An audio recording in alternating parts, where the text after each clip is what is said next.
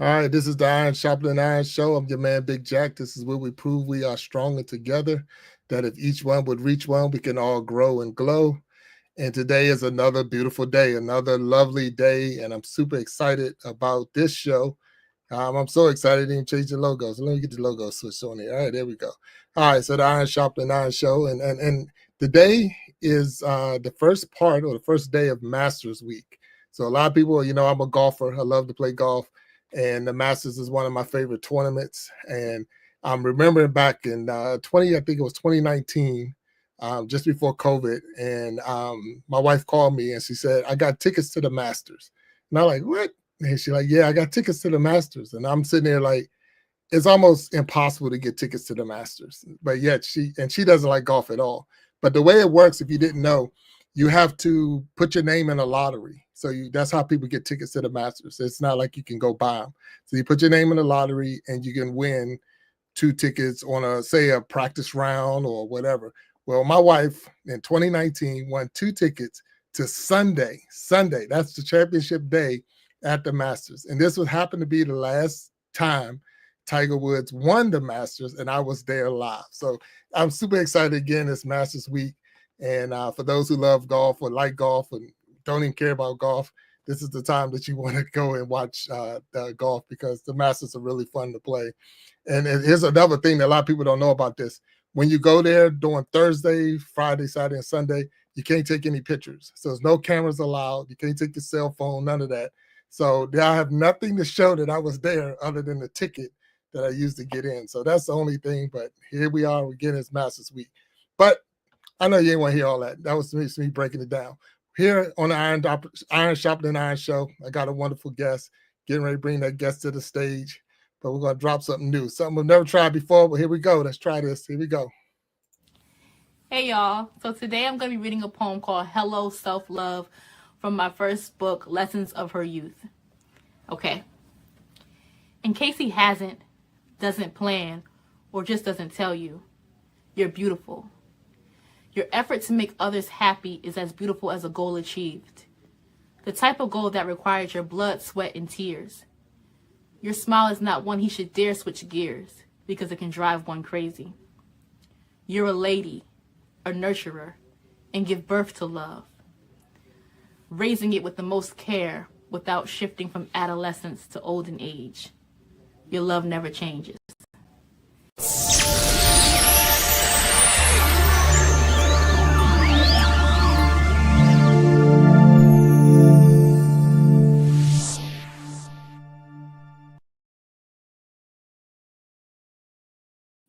All right, welcome to the stage, Boogie. How you doing, Boogie? What's going on? I'm great. Thank you for that. Yeah, no, you're like, what's up? That's great. I'm so super excited having you on the Iron Sharpening Iron Show. That was a beautiful poem that you read for us on the last We Be Jamming Live. It was there. First time we tried poetry, so you was a big hit, and now to have you on the show is just awesome. So thank you for being here today. Thank you for having me. Yeah. So we're the Sign Shopping and Iron Show. We're live. We're live on Facebook and YouTube, and it's gonna go to TikTok and Instagram, and you're live on your own channel as well. So now we got you here. You're on the stage with us. Tell us a little bit about yourself. Who is Boogie Time, or Boogie, as your name saying right there? Boogie Time is a girl who is winging it, who loves hard, um, likes to write poetry, likes to write period, is trying her thing out here on YouTube, a foodie, loves to eat, loves good food, loves travel, and real name Shayla. That's Boogie. That's Boogie Time. Just winging it, uh, trying to remain positive and enjoy life. Well, if you're winging it, you're doing a great job winging it. So you knocking it out the park. Definitely you're Thank you. becoming a superstar out here. I mean, I know that you got your own show, I believe, on Sundays, correct? You got your own Yes, show. love talk Yeah. with Also Ravishing. Yep. Okay. So that's you ain't just winging it. You out here knocking it out the park. So that's what's up. So we do know there's people in the chat, and they'll be out there and they'll be chatting, and we'll recognize everybody there as we go on with the show. So we don't want to miss anybody. But tell me about Boogie. I know you said a little bit, but when Boogie was a child, so let's say you was 1 to 9 years old in that frame. Tell us about that experience for you. Boogie as a child, um, I always had an imagination, very vivid imagination. Uh, my imagination is a big part of it, but I always loved music. I had my little cassette player, had so many tapes. Then I graduated to CDs because I have a sister 14 years older, so she had CDs. So I started to be mesmerized with those. But always loving R&B. I had even I used to love the song "Unbreak My Heart" by Tony Braxton, Yeah. and I had a cassette. One side was she sang it in Spanish, one side she sang it in English. And I don't know, I didn't know what I was saying back then, but I was singing it in both languages. So just enjoying music and playing my dolls and stuff, and being a little leader, big imagination. Oh, there's nothing wrong with Pretty that. much. I'm gonna tell you when you say cassettes, I'm like, you don't look. I'm just saying looking, so that you're old enough or you to have cassettes. Oh yeah. So because I know that when they went out, and I remember it's funny. I was in my garage and my youngest son picked one up and was like, "What is this?" That's a cassette tape. Like, I said, "Yeah, we Yeah. used to use these, and you needed Yeah. a pistol to rewind it." Yeah, so. Yeah. And you cover the ends up with tape so you could copy over a cassette tape and all that other stuff that you had to do. Yeah. Yeah, but a lot of people don't know what a cassette is, so it's funny that you mentioned a cassette and then went to CDs. So I can Yep. imagine you walking down the street with your headphones on and your Discman on your side. Yep. And the scratching. Oh, yeah. You know how it'll skip when you. Yeah, we used to. I can remember them. Yeah, like whew, wow. But see, I'm back school. I'm way back there with the 8-track. So if I don't know if you Oh know yeah. 8-track tapes. So we used to have 8-track tapes. So I used to listen to those songs over and over and over. This and you had to push like the number you want to go to, number 2, number 3, and I Yeah. just play the song over and over till it popped, till the tape popped, and it's like, oh well. But we Yeah. used to make our own music too. Listen to the radio and copy songs and make our own Yeah. little mixtapes is what we would call them back in the day. So I had to look Mhm. mixtape. So that's pretty cool. So that's good. I'm glad to hear that you had so I want to say it. You don't have to tell us where you're from or whatever, but was you on the East Coast, West Coast, North, South? East Coast, and born, raised Connecticut. Okay, wow. Yep. Coast. that, Yeah. that is Yeah. in that side of the world. So And the best pizza. best I just pizza? gotta put that I would have out. never, no way I would have guessed Connecticut got good pizza. So it's good pizza in Connecticut. Yes, New Okay. Haven specifically. I Okay. think we go like by the New Haven capital. I mean, pizza capital. I'm sorry. Right. Yeah, it's serious. You just taught me something. So right now we on it. I can promise there's a lot of people out there didn't know anything about Connecticut and pizza. Yeah. 100%. Unless you're from the area, that would be the only way you would know. So, but that's pretty cool. That's pretty cool. So just to throw this out there now. So what's your favorite? I'll say flavor of pizza. If that's what would it be flavor or toppings? I guess on your pizza. I think I'll probably say pepperoni. Yeah. Okay. Pepperoni, probably. Just Yeah. pepperoni. No.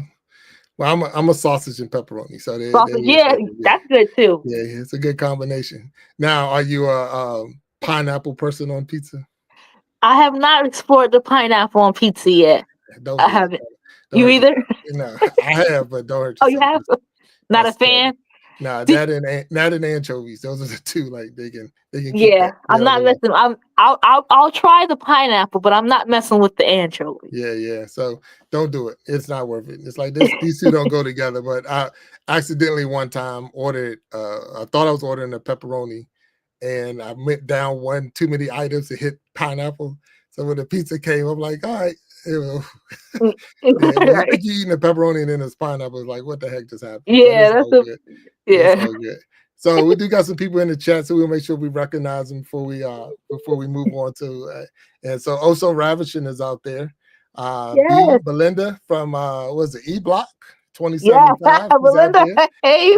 She's dropping links everywhere, and we're going to check those Hey, out. The Aquatic News Network is in the house. So how you doing? Selena the Celestial's in the house. Fishy Things hi. is out there. All right, how you doing, Fishy Things? Hey. Morgan, the Morgan and Movement. If I make sure I get it right.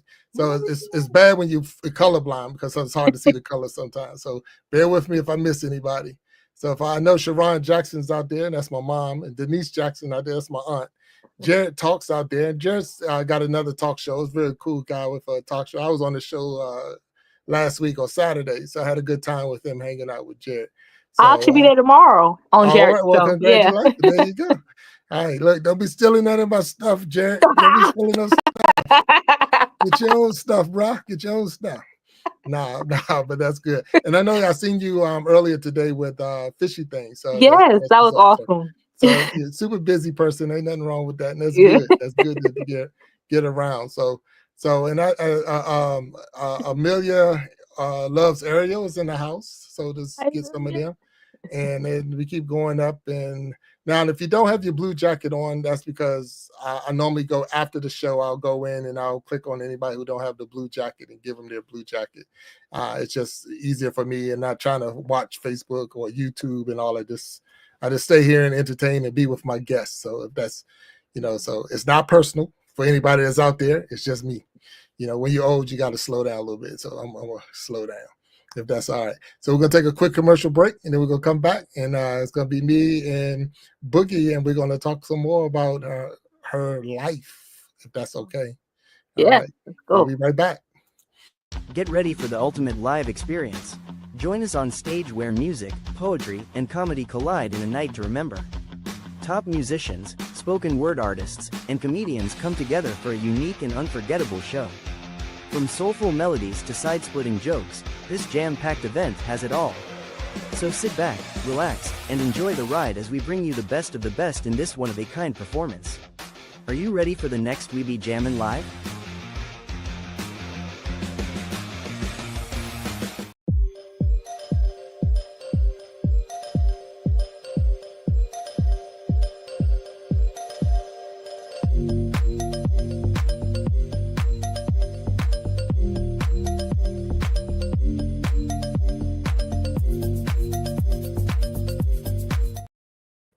All right, we're back on the Iron Sharpening Iron Show. Got my Boogie Time with me today, and we're just talking about her beginning days with the cassette tapes and playing with dolls and enjoying life and moving up to the CDs. So now what happened? Now what happened when the double digits hit? So let's just say your teenage years. How was that for Boogie Time? Tell us a little bit about it. Teenager. So of course, some teenage awkwardness. I gotta plug myself real quick. I have a book called Sincerely Me that I get into more of that awkwardness of my teenage years. But I was shy at first. But I think by the time I got to my teen years, I started opening up. The high school I went to was a business high school. And it was actually smaller, but that actually was helpful to me because I think that's what made me more talkative and stuff now. Because I was really shy before then. So I started to get more confident and just dressing up and that's when I actually started. I wrote my first song in my teenage years, which was actually a poem at first.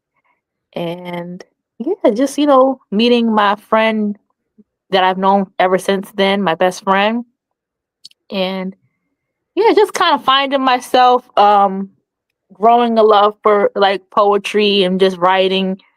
And I even did so that I actually started playing with kind of like skits, I guess you could say, or kind of like writing little films. So not a film, well, mini film, I guess. I forgot what was it called. I used to live in this area years ago, well back then, called Meadowbrook. So we called it Haunting in Meadowbrook. It was supposed to be like a little scary little movie pretty cool. that me and some high school Yeah, friends did. Yeah. But it was that's fun. pretty cool. I just liked being creative pretty much in a nutshell. So just Yeah. really pushing the creativity and having fun and trying different things, different hairstyles. I had my hair, well, that might have been after high school, like maybe around 1920. I had it shaved on the side, mohawk. Mm. I played with different curly hair and colors, just playing with different things.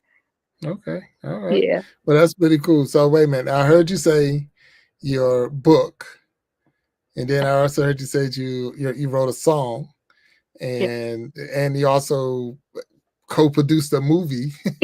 So that's amazing. I mean, that's Yeah. really that all. I mean, so being on YouTube is like whatever because you already was a content creator. You was already doing that. You're very creative. So now, where could I find this book? So you say you have a book. So you wrote a book. Yes, okay, yeah. Yes, I am a writer. The book that I was speaking about there specifically was called Sincerely Me. Mm, It's like a memoir to my younger self. I'm writing letters to my younger self, and cuz I think we're hard on ourselves a lot. But I was just more or less looking back and just offering support to that younger girl mm, so that it can kind of help me as a grown woman. Yeah, but it's like funny letters in there too. Like I talk about little awkward stuff that I went through at that time. But yeah, so Sincerely Me, and I've written a few other books too. My first poetry book, um, Lessons of Her Youth, that's a poetry collection. And I have a children's book called God's Lemonade. And wow. yeah, I've been Yeah. writing. So I'm seeing in the chat that B dropped your links to your book. So anyone that's Oh, out there thank who you. wants to check out Boogie's books, and actually they're on Amazon, so you can Yeah. go on there and purchase the book and definitely support and some good reading. So I believe one of the when we started the show, we had a part of the poem that you read during the We Be Jamming, and that's in one of your books. Yes, that's actually from Lessons of Her Youth, my first book. Okay. All And I have right. a book out now. I forgot to say that, called Her Psalms. Okay. Based, inspired by the Psalms in the Bible, but my own personal ones. I got you. So now you got to help me. How do a person write a book? I mean, I understand you write a book, but Yeah. to now have it on Amazon, how do we get to that point? What's the process, if you don't mind sharing? Sure. No, I don't mind sharing. So, I for Amazon specifically, Kindle Direct Publishing. It's basically like a self-publishing service. That basically you have your file, you write your book and everything first, and in a Word document or PDF file, and get your cover made and upload it to them. It's pretty actually that part is probably the easiest part. The Mm, hardest part is just really just getting the book done. And use Kindle Direct Publishing, and that will get your book on Amazon. It's doesn't cost you. You do arrange to get how much you want to get paid, how much you want to charge for the book, and they of course take their portion. Um and yeah, that's pretty much it. What I recommend people do, which I got to do myself with this book, is you know buy copies of your own book yourself, as market as low as you can, and right. buy your own copies, and also just sell them yourself too, so that way you can offer autographed copies Oh, to your buyers and things like that, and yeah. get and earn more of a profit, so but yeah, Kindle Direct Publishing. Oh, and that's pretty cool. So, uh, it makes it sound you made it sound so easy. So a lot of times people think it's just too hard. That's why a lot of people got good ideas and maybe can put it in a book, but I'm not a really good writer, so it's just easier. It'll be easier for me. Like, nah, that's okay. I know they got some of them is like ghost writers or some writers, Hmm. or somebody will actually come in and write for you, and you just telling them the story, and that's probably more. That's how Big Jack Storytime started, because it was like I say, my daughter-in-law gave me a book. But it just had like a different questions in it, and said, okay, you just fill in the question, like where were you born, where did you grow up, and as I was filling in the filling in the answers to the questions, I was like, well, I could just put all this in video. and so that's how my little YouTube adventure started, because I was trying to fill in the blanks in the book. And now, we're here. We're on here now, Big Jack Storytime. So got a whole bunch of stories. And I wrote a play when I was in college, believe it or not. I actually wrote a play because I was a president of the Black Student Association. And one of our things to give back to the community was we would go around and just do volunteering acts. And during the Christmas time, I actually wrote a play, and we had some of the students, we all acted out at nursing homes and places like that. So that was just, that was one of my life's adventures that was just amazing. As a matter of fact, the play was called All I Want for Christmas. And that was it. All I Want for Christmas. That was the title of the thing. But it was about a mom who, she had a son before she got married. And her new husband didn't get along with the son, so he kicked him out. And as he grew up, and all she wanted was her son to come back and be back in the fold. So eventually that did happen. It was a happy ending at the end, but at the same time, it just one of those things where it's like having everybody act it out and see it come to life. It's like, wow, this is cool. But this was back before we had the video cameras and all that, no cell phones. So when nobody capturing all of this, we had a Polaroid. We could wait, sit there and flip it around and wait for it to see if anything came out. But so this is back in 92, maybe 91, 92. So that was a couple of days ago. Yeah, just a couple of days ago. Yeah. And I like to sing, but I can't sing. So it's just one of those things. So I try to sing solo. So I sing solo that nobody can hear me. And if I do that, I'll be okay. So I could be all right. So, but we're going to check on what everybody got. Go ahead. Say again. No, I'm sorry. That's just too cool to me. The poem. I mean, I'm sorry, the play. The play, yeah. On my first book, I wrote on the back of it, I said that, I'm an aspiring playwright. I think that's cool to write a play. Yeah. You got to recreate it. It was really fun. I mean, to actually write and then to rehearse it and have everybody do their parts, and then to put it on in front of live, audience. We did have a good time. We really did have a good time. So I want to put this up here because I'm not sure what Aquatic said. You said, yeah, I've done stage work before, improv, but not in the Improv Factory. Back in the day, I did the Rocky Horror Picture Show live at the theater. Regrets probably, but learned a lot in the end. So a lot of people don't know nothing about that Rocky Horror Picture Show, but if you do know about it, it's a lot of little mini skits and horror in that neighborhood. Okay. So, and some of them, it's funny because it's almost like 4D before 4D. So you could be in one of them and like you'll feel the water falling out the sky and all of it because you be in there tripping in the Rocky Horror Picture Shows. So yeah, it was. Is it like? Are you familiar with Sight and Sound Theater? Oh yes. Is it like really like Well, the Sight and Sound is really cool, especially where the one up the street from where we are. But very similar to that, except it was all horror. So so take away the gospel and Christian side of it and make it the horror movie. But yes, very similar to that right there. Oh, that sounds cool. So can imagine you're watching something on a play and something come across the bottom of your feet and you jumping all over the place. Something you think something just ran across your feet in a theater or whatever. So yeah, you be in there tripping hard.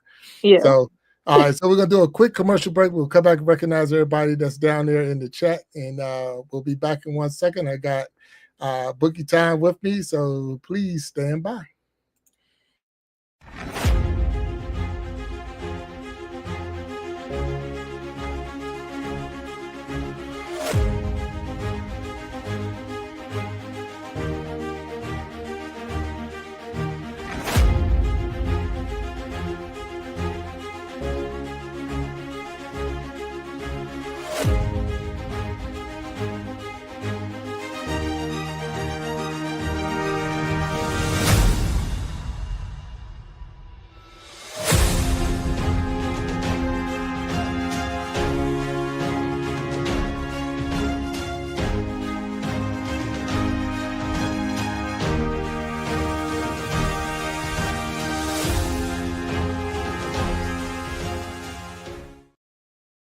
All right, welcome back to the Sharpening Iron Show. I'm your man, Big Jack, and I still got my guest Boogie Time with me on here. And for everybody whose profile came across, I just want to say thank you for all your support and helping me to grow to this point. I mean, I'm not even close to where I want to be, but I'm definitely enjoying myself every day I get on here. So thank you all for your support, and I truly, truly appreciate it. So, Boogie, let's go through and see who's in here. So Q5 Barnes.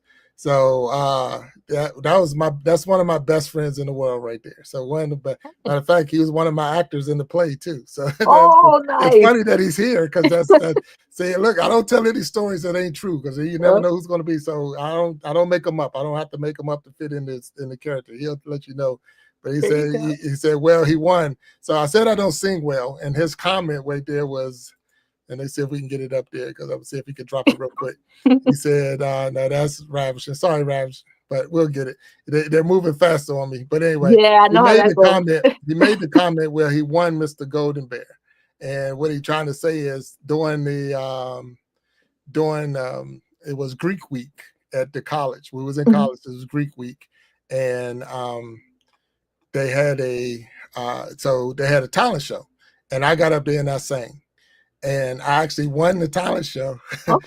Yeah, I sang Always and Forever, believe it or not. and it went over. I had no music, a cappella all the way, and won Mr. Golden Bear, what they called it. That was the mascot. So we had fun. So yeah, it had some fun. It had some fun back then. So just as a Fishy Things is out there, also ravishing. If you got, go ahead. If you want to acknowledge anybody, go ahead. Yeah, no, shout out to everybody here. Thank you, Fishy, Vegan Kings, also everybody here that I can see here on this chat, and everyone also watching from your end. Yeah. I was gonna make a comment about the what was the award you won? You said Big Mr. Bear? Golden Bear. Golden Bear. Yeah. Well, I mean, it seems like you should be in the next We Be Jamming. You got to jam too. Yeah, look, it's funny because I could do this, but I couldn't get up there and sing. You won. That would blow my mind. I mean, I'm just gonna be honest with you. I was probably shaking worse than a tree, but it happened to. I actually happened to win. And so like my mom down there said she won second place in the school talent show. So maybe that's where I got some of the talent from. But those days are done. I'm definitely not. We'll see. We'll definitely see. If I can get you back on there to do poetry, then I might sing one song or whatever. There we go. So we can work it out.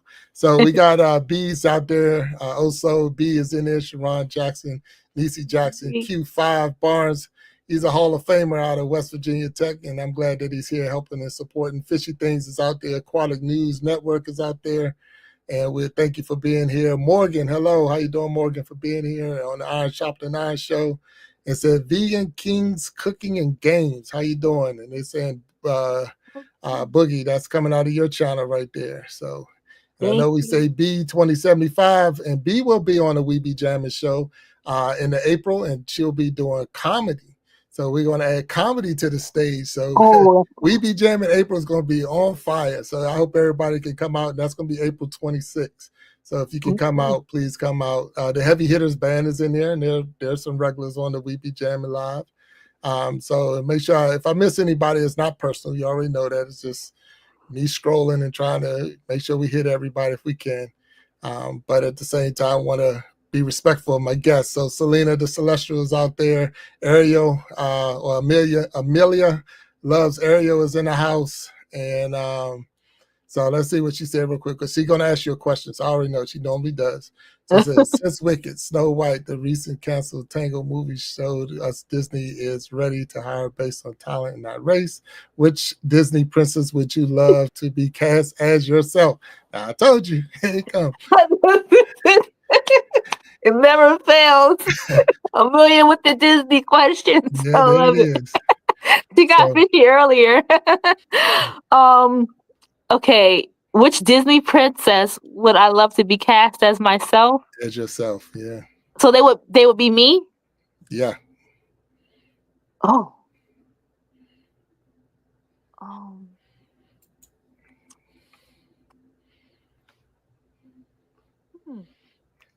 I'll let you come back to it, though. Think about it. Think about it and drop it in there, so we know we got a question out there. So Okay. again, we said the Heavy Hitters band is out here again, and R&B rooming. So R&B rooming, make that came through your channel, Morgan and Movement, and it's so good. That's good. I'm glad everybody's here. So Boogie, you're in high school. Did you do the prom and all of that good stuff, or Yes, I did. I went to like, prom what was senior it like year. in a business high school? What was prom like? Was it like dress up in a suit and tie? And No, we had dress down Fridays, and even our business casual stuff. It was still wasn't like I like got you. real. Okay. It was still kind of yeah. When I really think about it, I can't even remember. I mean, we still were pretty cool. Like it wasn't real like uniform like or nothing like that. And prom was pretty normal, like your average prom. I had a date, but we weren't dating. Just it was actually a guy that I considered my brother, called my brother, and yeah, That's cool good. prom, right? Yeah. No, that's pretty cool. That is cool. So now we're through with high school. We're stepping out. What was the next step in Boogie's life? You walked out of high school. Most people are 17, 18 years old. So now Yep. what's the next move? After high school, I'm trying to think. Did I go? I took. No, I didn't take a break. I went to a school for to do medical assistant, to be a medical assistant before I went to college. And I was more undecided of what I wanted to do at the time, so I didn't finish the medical assistant program. I think clinical stuff, that's not my gift. I'm more the computer stuff. Like once it got to doing some of the hands-on stuff, I'm like, that's not my blessing. So I didn't finish that, but I ended up going to college. I went to a community college, took a few classes there, and stopped for a bit. And then I don't want to jump ahead. But yeah, so I ended up going to community college and took some more classes, and later on I ended up getting my degree. Okay. All right. Yeah. So that's cool. So you got your degree, and so you're still in Connecticut? Yes. Yep. Oh, Okay. yep. I was in Connecticut still. Right. Yep. Okay. All right. There's nothing wrong with that. And then okay, so how was it on campus? Was it traditional campus life, or was it So I went so first I went to a community college, just went there. I was also working and stuff too. I've been working since probably 17.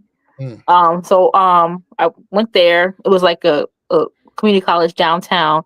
And then later on, some years later, I went to this college called Albertus Magnus. And it's not it's like, well, I think a more private college. And I went there. They have pretty cool college, and it's a college for of faith, put it that way.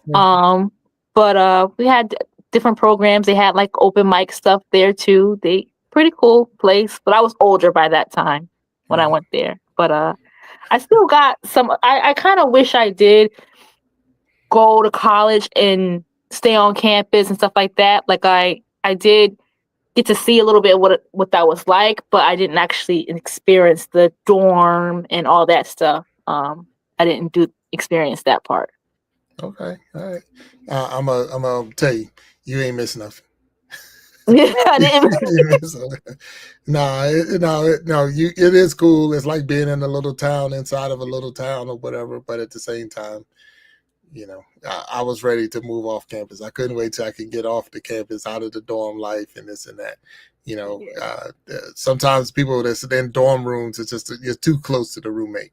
You're too close to the roommate. So, and that's where it's good to have like a little apartment or something where you got separate rooms. But when you're right to separate bunks or beds or whatever, that was way too close in my experience. So, I'm okay. I don't know if you missed much.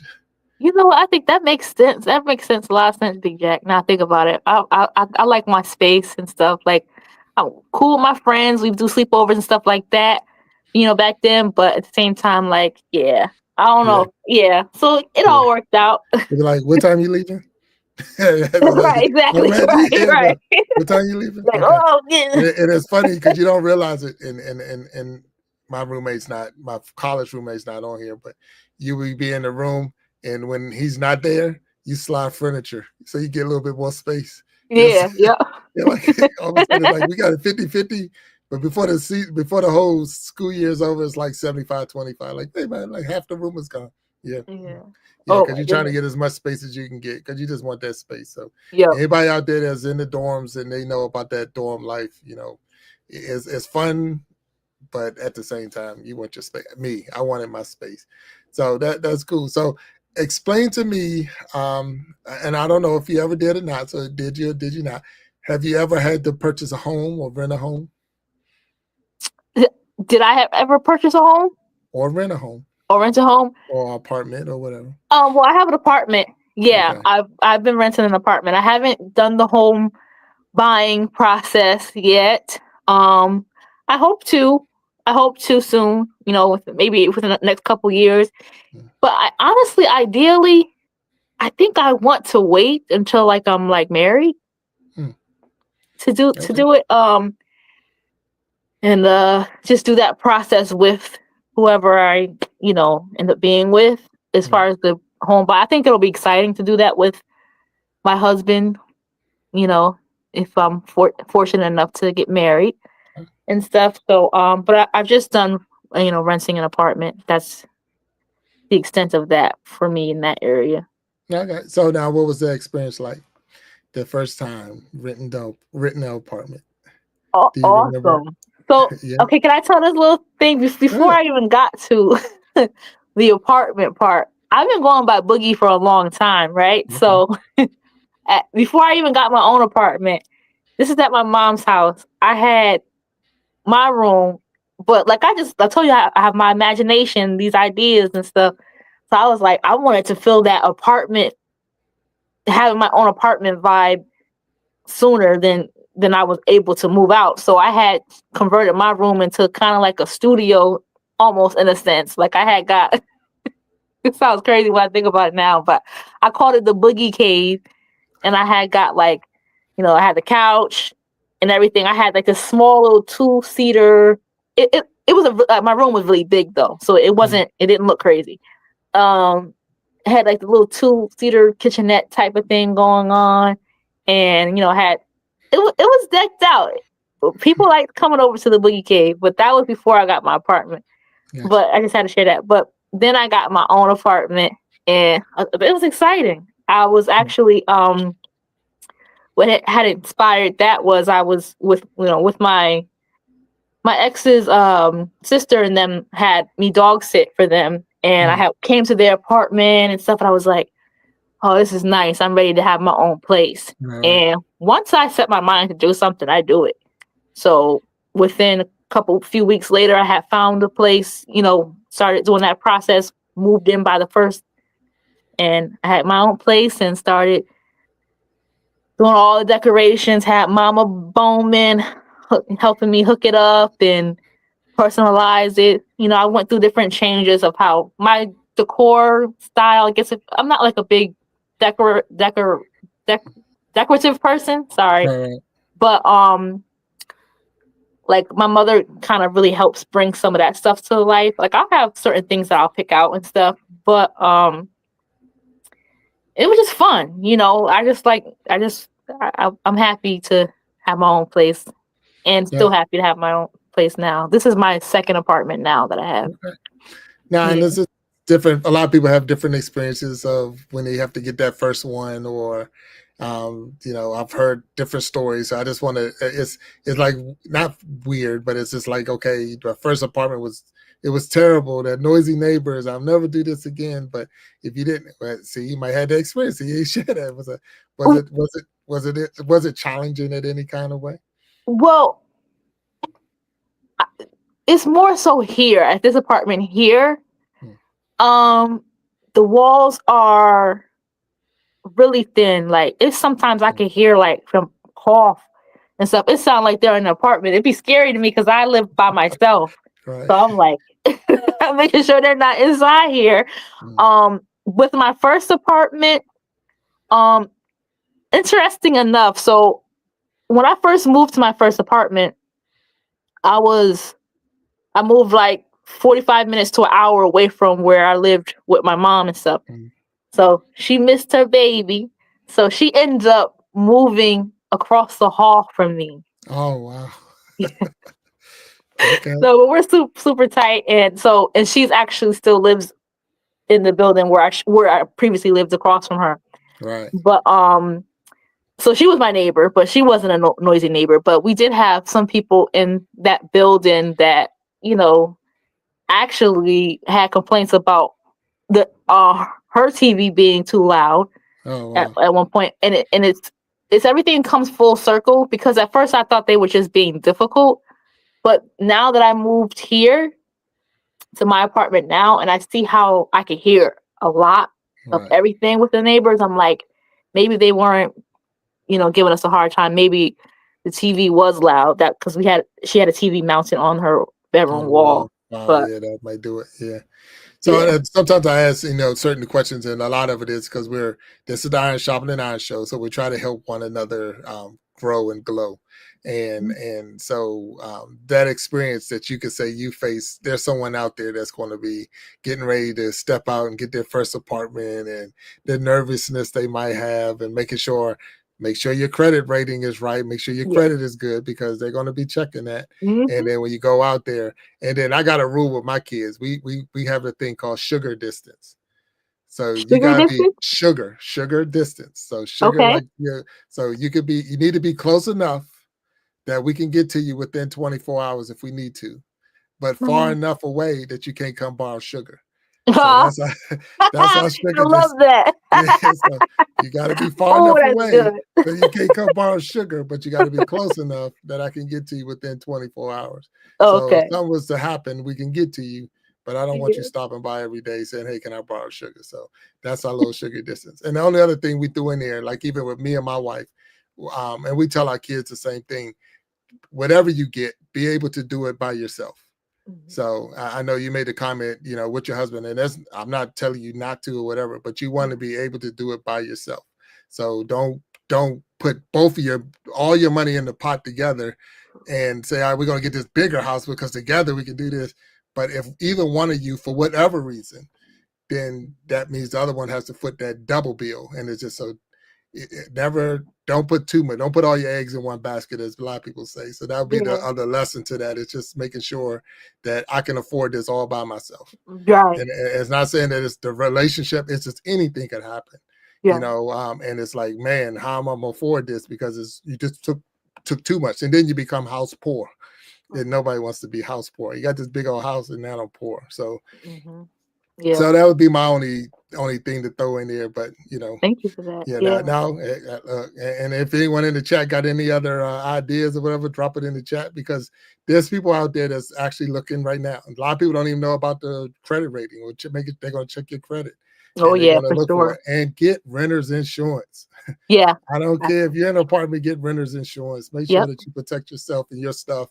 Because you might be the safest person in the world, but your neighbors could be in there raising Cain, and all of a sudden they destroying your stuff or something happened. So make sure you get the renter's insurance. So that's cool. So I wanted to recognize anybody that's out there. So Fishy Things is still out there, and him and Oso having a beautiful conversation. I see Rodney and Melissa evolving. Rodney and Melissa evolving is out there. Let's see, it's Karen P. He's out there. Sharon Jackson, hello. Jack, Magic Healing is out there. Hello, Magic. The Heavy Hitters Band. That's my son. So Heavy Hitters, that one right there, that's my son. And he uses sugar distance. He know. Talented. He knows the sugar distance. He know. I can get to him at 24, but he already know. So Mama Bowman, because you said the name, Living Life. Yes. Who is that? Oh, I'm sorry. Thank you for asking that. Mama Bowman Living Life is my wonderful mother, y'all. Oh, hello, she has Mama. a YouTube channel here. All also. right. Okay. Yes. Wait a minute, who's the other one? Who was the other one? I'm sorry. The other, I'm sorry, what? You said I cut you off. So you said Mama Bowman, your mom, and then who else? Did you say Oh no, somebody that's it. I was saying she has a wonderful. I was just saying she has a wonderful YouTube channel. That's my Okay. mama. Well, Yep. no, there you go. So thank you. So, Mama Bowman, welcome to the show, and we got to check out your channel if I haven't already. Not knowing that I was checking out Boogie's mom's channel, but I'm gonna have to make sure I check it out. Yeah. So we got the moms in the house tonight. All right, that's what I'm talking about. And we keep going up. So I know Q Barnes was in the house at one time. If I hope he's still here. And Fishy Things, they've said it many times. Rodney is there. Andrews is Serrano, I believe, is in the house. Esco, the disciple. Rifle, hey. Okay, hey, in the house. All right, and so we're here. We got Boogie Time on. Boogie Time super busy. Poet, a screenwriter, musician, or a songwriter and singer. Do you sing? No, or you just write the songs? no, I don't sing now. I got you. Just write the songs. Right, just write them. It's funny, but a lot of people, I mean, even songwriters, they just don't sing. They just write the songs. Other people Yeah. sing them. You know, I was listening to a special one time with Babyface, and all the songs, you'd be surprised how many people singing his songs that he wrote that he doesn't sing, and he can sing, but he's like, yeah, I wrote it for this person. I wrote it for that person. So Cindy Lifestyles and More is out there. B 2075 B, you're almost there. We're getting there. Elevate TV is in the house. Melissa Bandy, hello. And that's if I'm not mistaken, that's Creative Change, right? Yeah. Yeah, okay. Creative Change is out there. So hello. Love How you doing, Melissa, for being on here? Thank you. Thank you. That you know how special that is when you get people from other channels that you know that they support and they're here watching your channel. So that it means a lot. So I truly appreciate that. And they try to remember who's who. Miss Do It Yourself is in the house. Niecy Jackson is in there, and that's my aunt. She's very supportive, and she's out there supporting again. So, and I hope I don't miss anybody. I know Amelia loved Ariel, and you still got her question. So she asked you with Princess. Look, she didn't say what princess, but if you're looking for a prince or a king, then I'm gonna have to tell you right now, Beauty and the Beast. I like that story. I like the story, so that's the one. I like that story, and that's the one I would go with. Just the fact that Big Jack, not that I'm a beast, but at the same time, I just like the fact that the character went. And it was funny. This is funny real quick. We went to a show. It was more like a dinner theater type show, and it was Beauty and the Beast. And the guy was dressed as the Beast the whole show. And then when he took the costume off and it was just his regular self, everybody was like, put the costume back on. That guy was horrible. It was terrible. He was like, put the costume back on. He looked way better as the Beast. When he took that costume off, it was like, man. Put it back on. Put it back on. I ain't gonna win Mr. America, nothing like that. So I ain't stressing and tripping. But at the same time, they were like, man, put your suit back on. That was horrible. That was man. Pretty sad, but I remember it only because I said Beauty and the Beast. So Ariel, if you was talking to me, even though you said princess, I know you weren't talking to me. But the Beast is the person because all the other ones I think was weak. All the Prince Charmings and all of that, to me, they only showed up at the end, do a kiss, and they rolled off. They ain't do nothing. Why would you do the whole movie, the whole show? You didn't do anything to the end. So I'm good. I'm good. So Boogie, because I don't even know how old you are, and I'm not going to ask you how old you are, but if you was talking to your 20-year-old self, what advice would you give your 20-year-old self now that you a little bit older than 20, maybe? Oh, really good question.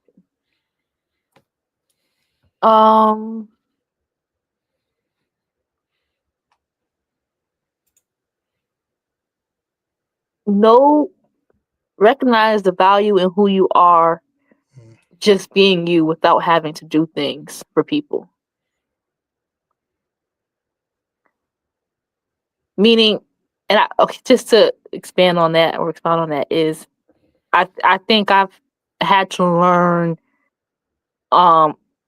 Sometimes this is deep, but sometimes I feel people feel worthy when they're doing things for someone rather than just being who they are and knowing that they're worthy as who they are, and not feeling like you have to do this and that for a person or fix anyone to be worthy. Like, you're just worthy as who you are. That's what I would tell myself. No, 20-year-old self. that's good stuff right there. I mean, you're right. A lot of people need someone else to validate who they are. You need somebody else to pat you on your back and tell you what a job, you did a good job, whatever. Right. And that's you gotta love yourself 100%. Yeah. You gotta love yourself. You can't even love others until you learn to love yourself. You just can't, because that's the first part is, to love others as you love yourself. So I couldn't love you if I don't know how to love myself. So that's a big part. So good advice, great advice to give yourself or a 20-year-old anything is you got to love yourself. And whatever you're doing, I mean, and I'm not adding on to your advice, but whatever you're doing, if you could look yourself in the mirror and say, I did my best. Yeah. I did my best. That's all it is. I did my best. And be honest with yourself. That's a lot of times we lie to ourselves. Like, my mirror is the biggest liar in the world. I look at my mirror now and I'll be like, well, it's not that bad. I'm not that big. And then I see myself on film. I'm like, oh God, there we go. So my mirror is like the biggest liar out there. So I'm like, ah. So, but no, being honest with yourself and saying, hey, check it out. I could do much better than that. I didn't give my all or whatever, and that's where a lot of people make, I don't say they make a mistake, but it's just like, you're only giving out half, or you play up to your competition. I'm saying you should be striving for your best. You should be striving to be, they say, shoot for the moon so you can fall amongst the stars. So if I don't make it to the moon, at least I'll come down around the stars. Right. A lot of us, and I was like that as a student in college. I just wanted to see. Like, this is average. You just one step away from a D. I mean, that's not a good place to be. So try to get the A, and if nothing else, you might fall into a B or a C. But now I was like, I'll just be an average student, and that's where a lot of people make their mistakes. So you don't just want to be average. And I think your mom put something out. I want to say your mom. It is your mom. Yeah. So but I don't want to call out, but it said that is so true. After God love you, and 100%, you have to. And that is the combination. That is, and a lot of people, we miss that. Even in relationships, we give all our all to that other person and never loved yourself. And it's like, wow, wait a minute. So then it's like you're mad at yourself because you're like, I gave up all these years. Like, you got to love yourself. You got to love yourself. To the point I pay myself. Yeah. I feel like it's hard to even, I think loving yourself also is important too, so you could better receive love from people too. Like, receive healthy love too, especially. Yeah. Because now you love yourself enough to say, hey, I deserve this, or, you're not sabotaging it, or whatever the case may be. Like, you're saying, no, this is good. I accept this, No, and that 100%, that's good information, good fact. So the thing is, and I know Q Barnes put out there, we was right on the area, but because to get to your height, what advice did you give? And the thing is, because you're way ahead of, I don't know, and I'm sure you know it. See, that's the big thing. Because we don't want to act like we know it, because then people, they conceited, they like, no, I'm just me. I'm just me. I know I can write poetry. I know I wrote this. I know I did that. And I'm just being me. And because of that, it is what it is. And that's the part that makes it fun. That's what makes this fun. I'm glad I'm able to sit here and chit chat with you, only because of the fact that I like your spirit. I've seen it throughout other channels and all of that. And I'm like, okay, if I was hanging out with a group of YouTubers, Boogie be one of them I would hang out with, type thing. You know what I'm saying? But thank you. You had to come to the old folks' place with me. But no. I'm just joking. So also Ravishing is out there. Amelia Loves Ariel is out there.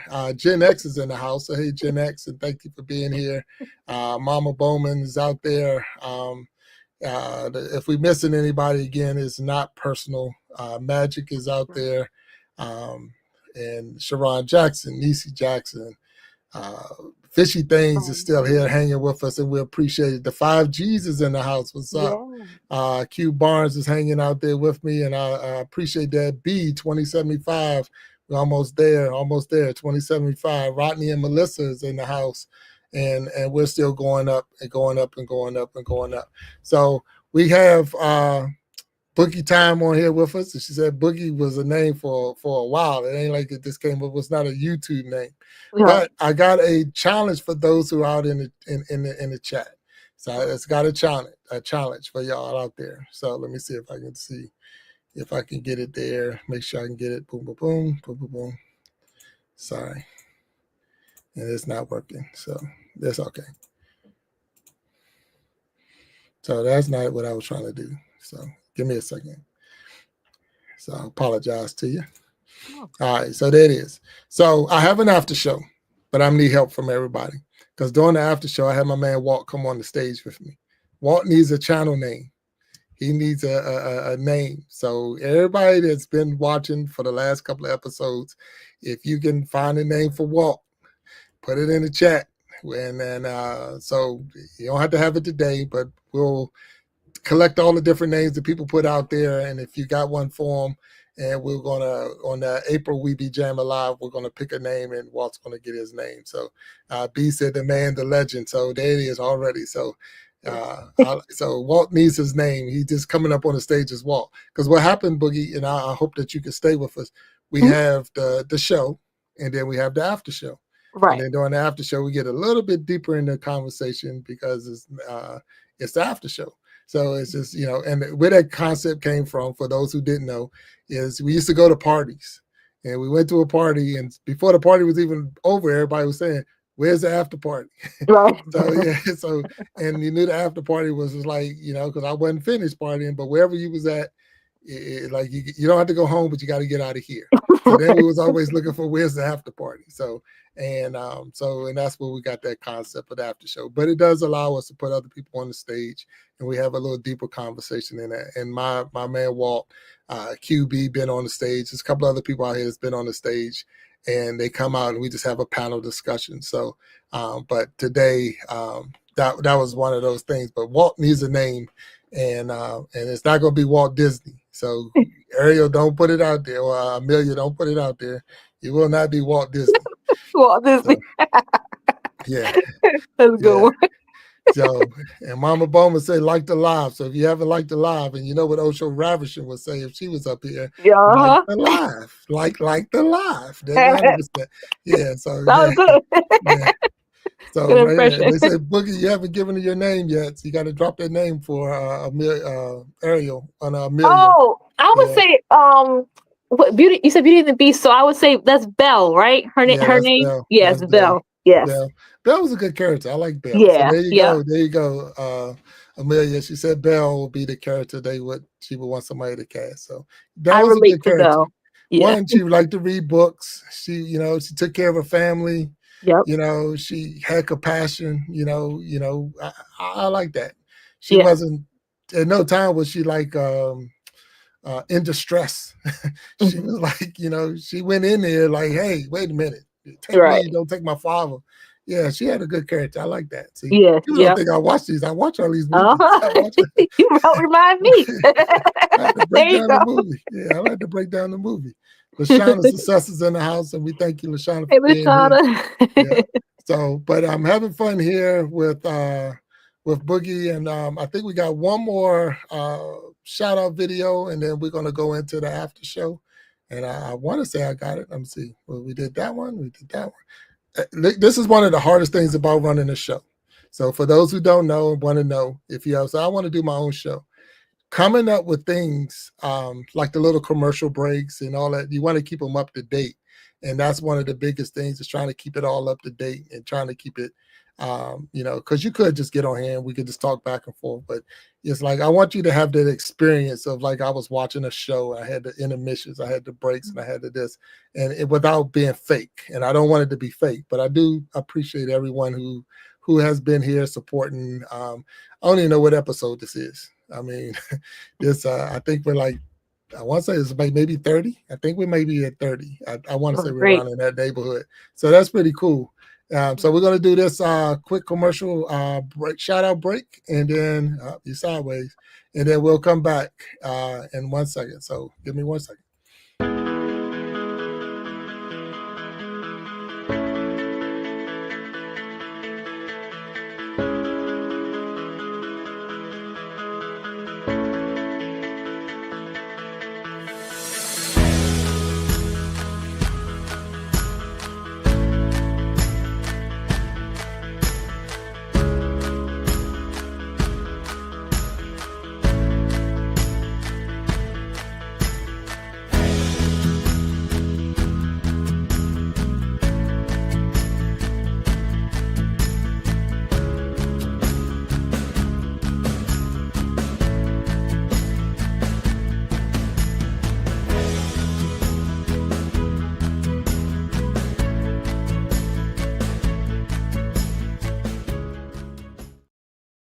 All right, we're back on the Sharpening Iron show. Your man Big Jack, and we're getting ready to go into the after show. And and y'all seen that the hashtag Grow and Glow Together. So the Grow and Glow is my community. Grow and Glow Together is my community. Put that hashtag Grow and Glow Together down in the chat and get your name entered into the end of month giveaway. And that's how you do it. So put it in the chat here, or put it in the link afterwards or after the show, and that'll get you added in. So Boogie, can you hang with me for a little while? Yeah, for the after sure. show? All right, not a problem. I appreciate it.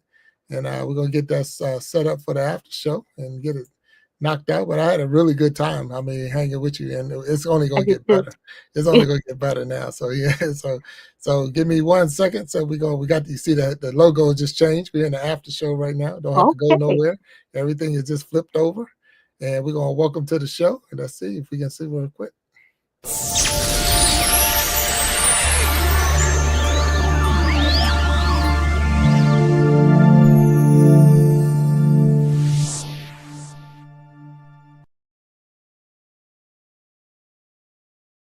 All right, so here we are back at the Iron Sharpening and Iron After Show, and I'm your man Big Jack, and my man came on and dropped off for me, and now he's back. Hey, But I love the name. I was laughing when I saw it.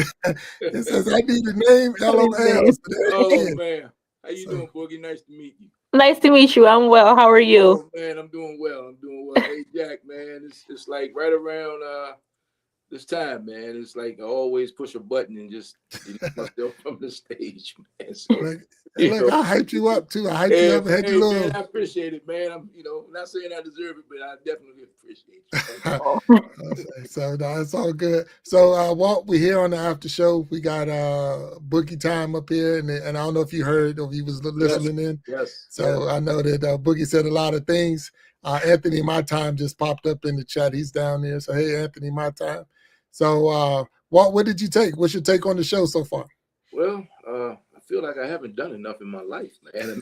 I feel like I've been jiving, man, my whole life, man. I thought I'd done some things and accomplished some things, and I'm not one to compare myself to others, but good gracious, Boogie, you've been busy, so congratulations.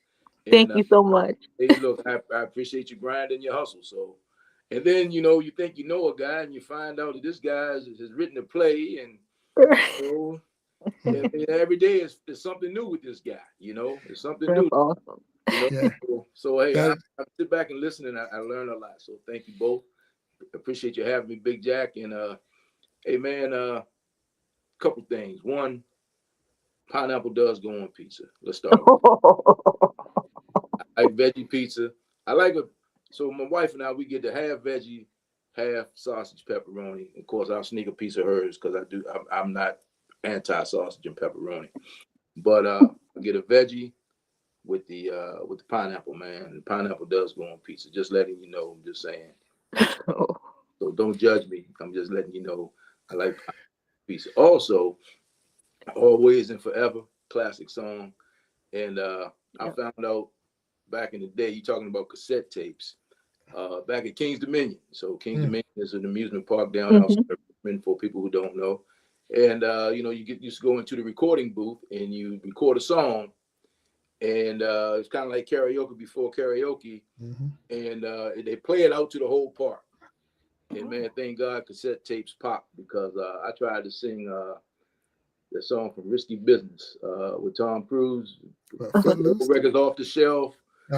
Oh my God, man. And I thought I was getting it, man. I thought I was killing it until I heard it. And I'm like, wow, it's for the whole park. I just ripped the tape right there, man. I just pulled the cassette right there, man. Right. So, thank God they didn't have digital recordings back then, man, because good gracious, man, it was terrible, man. My goodness. I realized I was terrible at singing. That's a whole thing right there. You think, like I say, you think you're doing something until you listen to it, watch it, or whatever. Like, oh, wait, that was terrible. Hey, bro, in my mind, I was singing. But clearly I wasn't. So hey, Boogie, hey, look, I got to tell you, Boogie, I had the name. I feel it's okay. She's got rhythm. She can dance because nobody, the kid Boogie, or gives the nickname Boogie with without that being able to dance. The poetry piece, Silky Slim, Uptown Saturday Night. That's my man. Never before have so few owed so much to so many. Thank you for coming out. Never before have so few owed so much to so many. Good night. That's Scotland Live by Silky Slim, Uptown Saturday Night. One of my favorite movies. Boogie, you know, you have done it all. What haven't you done? Do you, you know, I mean, what's next? So, the play?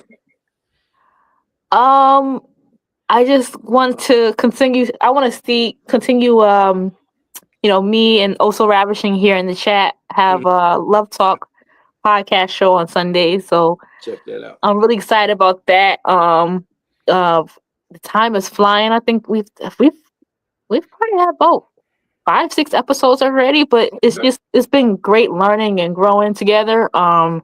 So I'm looking forward to that taking off. It's cool having a podcast. I have a podcast on Wednesdays as well, Winging It with Positivity. Okay. But I'm just hoping to just like continue growing in the podcast world and content creation and seeing where that takes me. Cool. That's like my thing right now. Winging it with positivity. Yes. I got to tell you, when you said that earlier, you know, just trying to figure it out. You don't have to have all the answers. So I'm proud of you for that. And Jack, same with you, because like, you know, everybody's like has to get these perfect conditions to start. And you guys are great examples, and Jack, some of your other guests as well, of people just basically taking a step. You gotta go. It's like driving a car down the street, you can't see past your headlights, right? Like on a motorcycle, never override your headlights. But if you just stay within that pocket, you'll see what you need to see, and you can figure it out on the way. So that's great. And it takes a lot of courage to do it, and more courage to admit that. You know, so good for you. Because Lord knows I'm trying to figure it out. When Jack told me to asked me if I wanted to get on the show, I'm like, man, okay. Okay. But look, I'll tell you, I'm not in competition with anybody out here, right? Now, you know me. I'm not in competition. They put their Sunday show right in front of mine. Okay.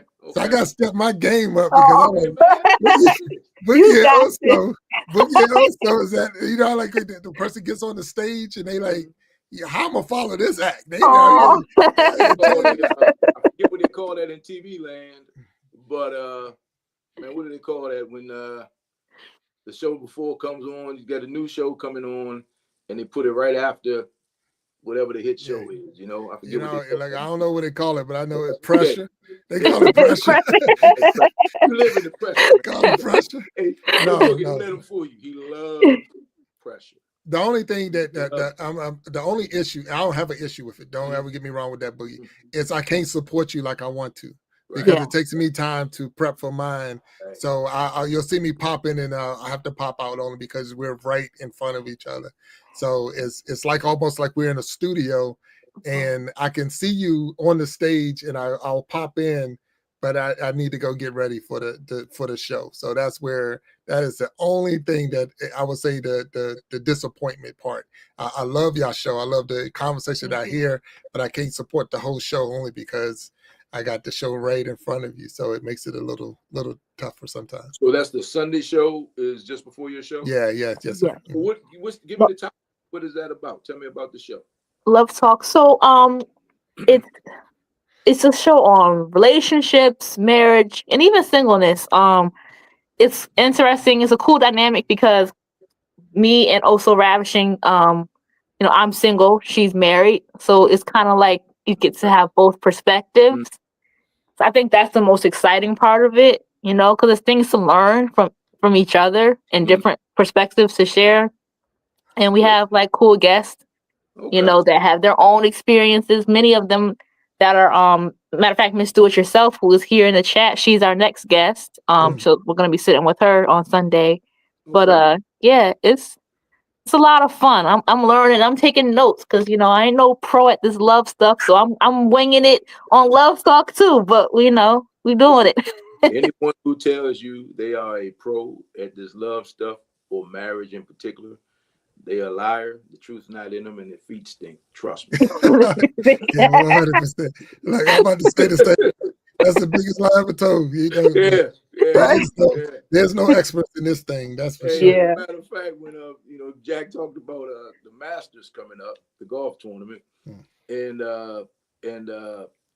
people always ask me, man, why are you so hooked on golf, man? And or either I'm going to start playing golf. What do you think? And the first question, Jack will tell you, the first question I ask him, have you ever been in love with a person you can't stand?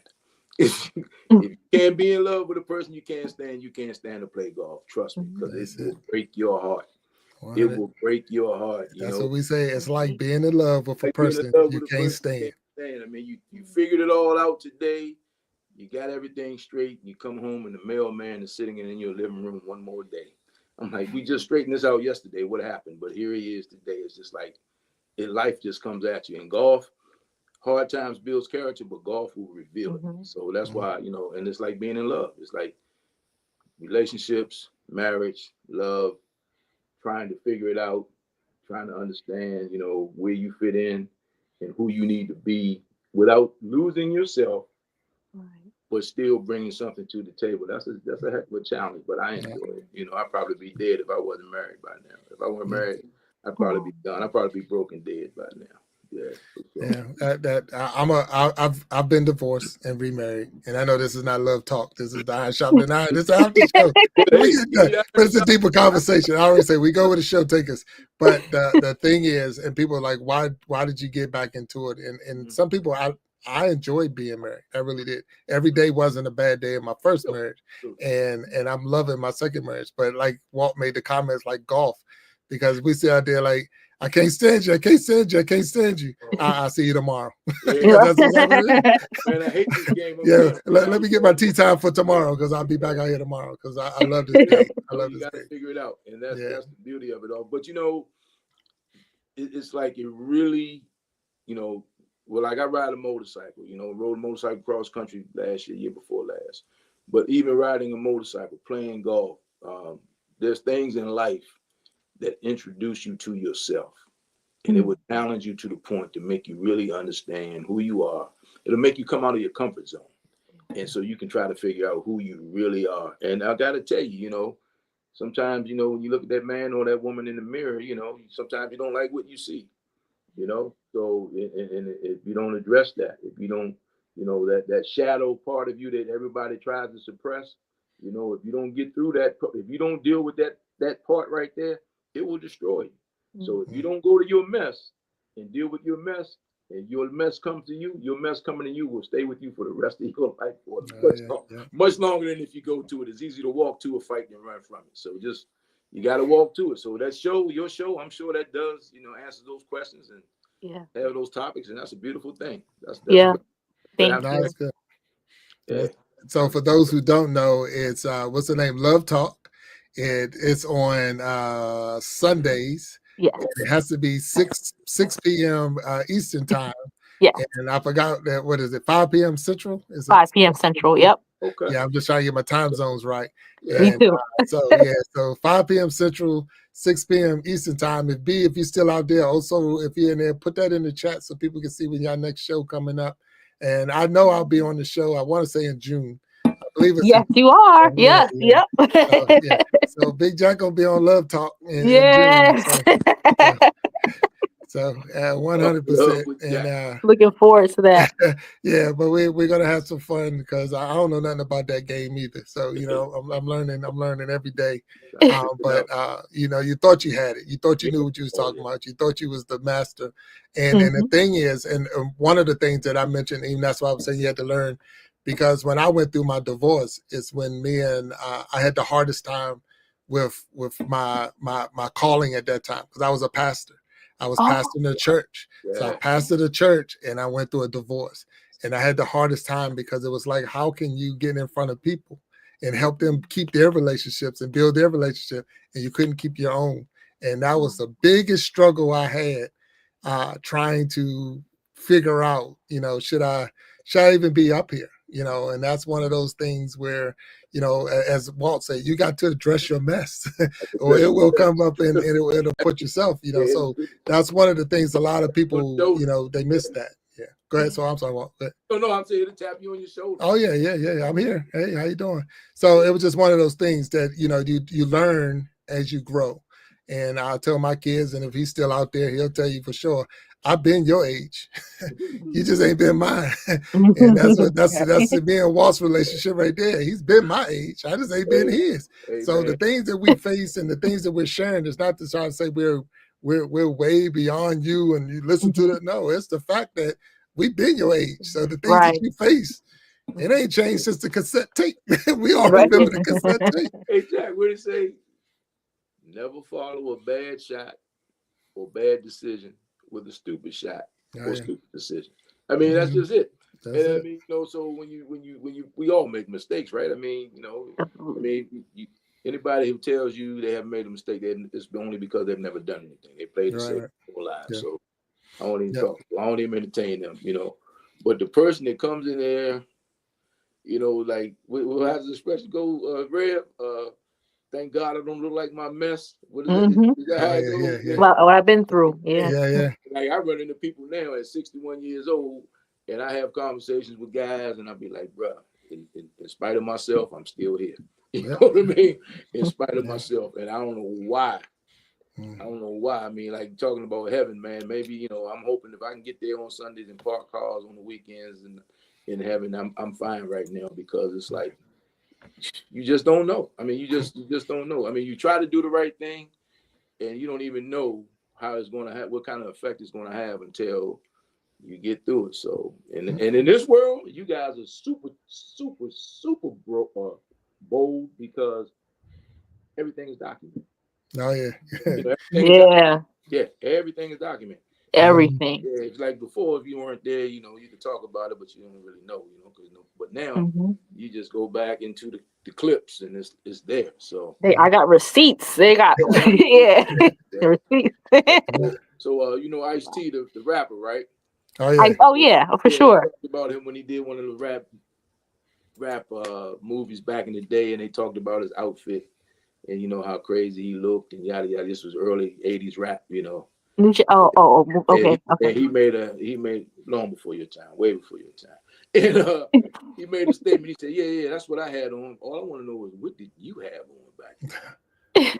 I mean, and you think of some of the outfits we wore back then, some of the things, some of the styles, stuff we've been through. I mean, so some of the opinions, you outgrow your opinions, you outgrow, and you mature. So that's great. So I appreciate you being out there. You definitely put yourself on the front line. So, Boogie, have you ever thought about doing like a book tour or something like that? That would be awesome. I really need to. That's one thing I want to step up this year too. I think I'm always working on a few different things, but I think I really want to step up the marketing and advertising of my books and stuff. So a book tour would be great. Especially, I mean, I'm typically proud of all my books, but this book, Her Psalms, my latest book, is really, I really could see that happening if I really, put the time in and figured out that process. I would be open to it. Speaking of you can see that happening. I mean, how come I can't see your book like in the background right now? Just asking for a friend. You're right. Put that book up. Put it up. You're right. Yeah, stand it up. Go grab it. Oh yeah. Look, you can step off stage and go get your book. And go step off. Heck yeah. Thanks, Walt, for suggesting that. Man, you good? Huh? Oh man, life is don't call me. It's raining. I know I can't help. No, I can't come. No, I can't be there. And there it is. Let me see what you got, Boogie. There we go here. Thank you so much. There it is. It's a proof copy here, but this is Her Psalms here. And where can we get this book? Amazon. Okay, so it's on Amazon. Yes. Yeah. So and I know they put the link down in the chat. So matter of fact, B put it back up there again for those that's in the chat. So B is on it. B is on it, man. B, I'm telling you, B is better than Nightbot. Yeah, B is better than Nightbot. And I look, much respect for B. Yeah, B, no joke. Thank you, B. B is on it. So we appreciate B and all that you're doing out there. If I could slip you a file or something in the next cake I send you straight. We're gonna take care of you. So but 2075 ain't that far away. But now we can get the book. We can get the book on Amazon. So Amazon. Okay. I got a question for you. Yeah. So you self-published the book. I know that makes it easier now than it used to be. Yeah. My question to you is, at what point do you say, okay, I'm going to also put this out in an audio book? How does that work? Because Amazon has Audible. So how does that go? I mean, like, is that another process altogether? Is that another I it's I would I gotta look into that. I know at one point I looked into that before. It is a slightly different process, I believe. I don't know how to do that through Kindle direct publishing, but it's definitely something I'm gonna look into because especially too with doing podcasts and getting used to using my voice and stuff, I think an audiobook would be good, especially the world we live in now. Not many people always want to sit down and read. They Well, listen to stuff on the go. So like me, I used to, always, I love to read, but once I retired, I listen to audiobooks all day because I can do everything while I'm doing it. And I love audiobooks that are narrated by the author. yeah. You get to really hear, you get to really feel and understand what they were going through. So that, I mean, I'm not, again, it's on Amazon. Audible is with Amazon. So, I mean, put it out there. You never know. Yeah, You I look at, will. you never know, because that's just you telling your story, and you definitely have a radio voice. And you are it's when I was listening to the first hour, it's like just talking to the young lady at the, whatever, you were just talking, but I'm like, wow, she's got an incredible story. I was captivated, so Thank you. yeah, so good for you. Good for you. Yeah. Plus, Yeah. I'm gonna do that. some of us had a hard time getting through 7th grade. So Well, hey, reading is fundamental. So audiobooks I need. The audiobook will help me. I will purchase it right now. And if I had the audio, but like, you got to read it. Like, that's all right. It's okay. I'll wait for the movie. I like to read. I just don't have the time. Like, if I'm on vacation, I'll sit down and read. If I'm, sometimes just sitting down, I'll read. Like, I still use a lot of Kindle stuff. Sometimes I'll get something on Kindle. Sometimes I get it on Amazon. And if I really if something really catches me, I'll purchase it. I'll purchase the hard copy as well.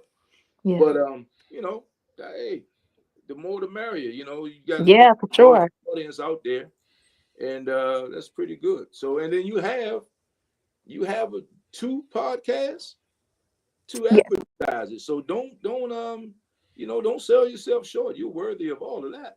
Oh, yeah. Thank you. And you can do it in a way where people don't feel like you just out here just to Hustling. sell your book. Right. But at the same time, I'm never going to knock your hustle. So why not? I mean, use that to your advantage. I mean, and then here's the thing: you will encourage a lot of other people to do what you've done, because think about how many people you have spoken to who said, yeah, I was going to do that. I wanted to do that. How did you do that? And that's a pretty cool thing. So kudos. I mean, and then just to get past the point where you feel like you have something to say, that you're confident enough that you have something to say that people want to listen to. So that's the first step when people say, man, I will write a book, but who wants to hear this, right? But here you are with 2 books, 3 books. Yeah. Oh, yeah. 4. Okay, there it is. All right. She don't even know how many. Got a library. That's horrible. The book signing and all that, and then I need to get to put it on the shelf and be a big guy. Say, man, I remember when back in the day, it was April 9th. Yeah, Jack had on the show, man, and now she's All right. So I'm gonna tell you what I'm gonna do. I'm gonna do this right here. Okay. I'm gonna buy 2 books. I need you to sign them, and that will be the prize giveaway for the We Be Jamming in April. So the 2 winners will get a signed copy of Boogie's newest book. So that's I love it. So we'll make the connection so we can get the book. Yeah, let me. That would definitely be the gift for the 2 winners for April. We Be Jamming will be the signed copy of your latest book. So that's awesome. We'll Thank do that you. right there. Now we'll take care of that, and so thank you. Yeah. So look, because I say we all do. We have so many stories and so many things that if we put it on paper, and you do, and Walt, you hit it right on the nail. I mean, they hit on the nail right there. That a lot of people don't think. Nobody wants to hear about my story. No one wants to hear about my life. No one hear. But it's even if no one else want to hear it, the fact that you put it on paper, You actually put it out there for someone, and you'd be surprised. You really will be surprised how many people will to pick up that book and like, oh, wait a minute, that because it was motivating or whatever, especially if they know that you got multiple books, because now I want to see what the other one was about and the other one's about, so it's like, let me find out, who this person is. And that's very similar to what this show is about, because I can watch your channel, I can go on your channel, I can go on Love Talk, and I can go on Winging It. What's the other one called? Wednesday. Make sure I get it right. Winging It with Positivity. Winging It with Positivity. Okay. Yeah. Winging It Wednesday. Okay. Yeah. And I might not got to hear about what it was like for you as a child.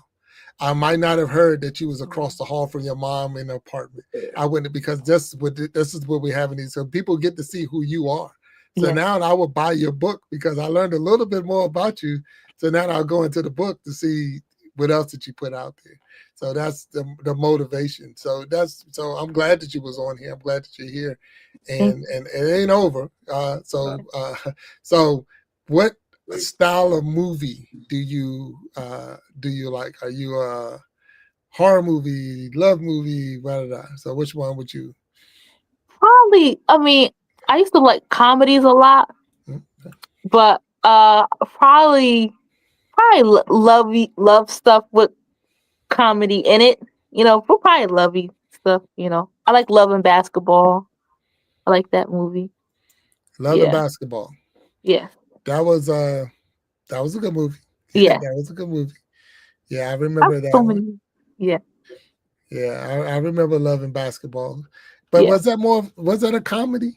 No, I started saying, I'm like, that's not a comedy though. But I don't remember the funny part. No, it wasn't funny. Okay. As far as comedies, like I like Coming to America. Oh yeah. I liked Friday. Yeah. I like what's it called? The movie They Made It Over, the Wayans, but it was like a spoof of different ones. Not Scary Movie. The first one. Oh shoot! Yeah, Don't Be a Menace. Well, it was like a long. Menace to Society while drinking the juice or something. Yeah. That's like my father. Like we like comedies and stuff. As far as TV shows, I like Martin. That's my favorite show of all time. Oh yeah. So so comedies, but I like love films too. So they wouldn't really necessarily be comedy films though. But as far as the love category, I like Poetic Justice. I like Jason's Lyric. I like Love and Basketball. Stuff with some love going on. Right. What about music? R&B. R&B. Like R&B first. R&B, new school R&B. Preferably older school R&B, like as far as like 90s. Okay. R&B is my favorite. Okay. But I like some early 2000s, some present day. But yeah, that R&B piece, I thought R&B was dead, but listening to on XM, what is that? The XM channel, the R&B channel on XM that Michelle Wright is on, used to be on PGC, Jack. I don't know the name of it. I know what you're talking about though. Yeah, but some pretty good R&B out there, Yeah. So I'm still back in I like the 70s. The 70s Motown.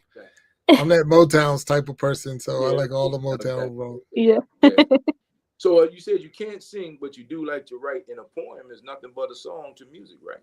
A song is nothing but a poem to music, right? You said poems. Can you say that again? Sorry, a song is a poem to music. Yeah, pretty much. Because the first song I ever wrote was a poem, and I just, I think I might have tweaked a couple things, but basically, I would say that. Yeah, so you'd be surprised. Somebody might come make some, put some music to it, Yeah. Do you go to like poetry nights and stuff like that? I used to. I haven't in a little while now, but I used to go to open mics and stuff and chill there. There used to be a place that wasn't far from where I used to live. Okay. That was really fun. Cool. Yeah. Now, Walt, I don't know you, but the last We Be Jamming, Boogie did 2 poems on that, so that's similar to an open mic right there. Yeah. So, yeah. So that's good stuff. except hopefully one day we'll get her on there live. You know, she Yeah. sent me in, so it was live. She actually recorded the video. That's her recording, but she sent it in as a video, but which is it 100 did exactly what it needed to do, and I'm like, I appreciated the fact that she did it in that way, because it matter of fact, it changed the dynamic of the show, or the We Be Jamming, because now like we can actually use video. If we can't get the people on live, we can actually just use the video, because you're still highlighting and showcasing your talent. It's not about, you know, you being on the stage doing it. It's just the fact that you're showing us, you're allowing me to highlight you and show your talents and all of your gifts, and I appreciate you being on there for that too. So and once I get the videos, they're mine. So, that's right. Once you send them to me, they're mine. So I can use them whenever I want to use them. So I put them in commercial. You put them in commercial clips and everything. So you everywhere. So there you go. So yeah.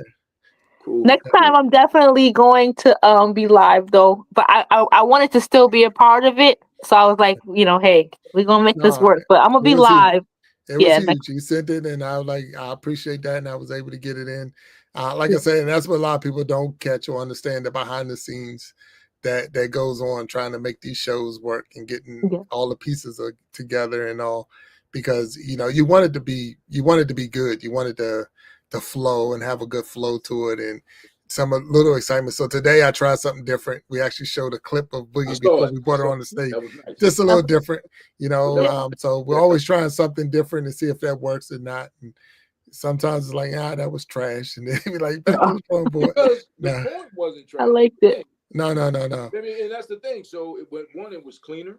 You don't have to worry about any technical difficulties. No. Nobody has to figure out what do I need to do to make my system talk to your system. So it's pretty cool. And then you still have the luxury of having her here. Right. Inspired you as a poet. Which poets inspired you? Inspired me. So I like Maya Angelou. Okay. I also had liked still like, you know, God rest her soul, Nikki Giovanni. Okay. Yeah. Tell Jack, you gotta tell him, man. Share that. Okay.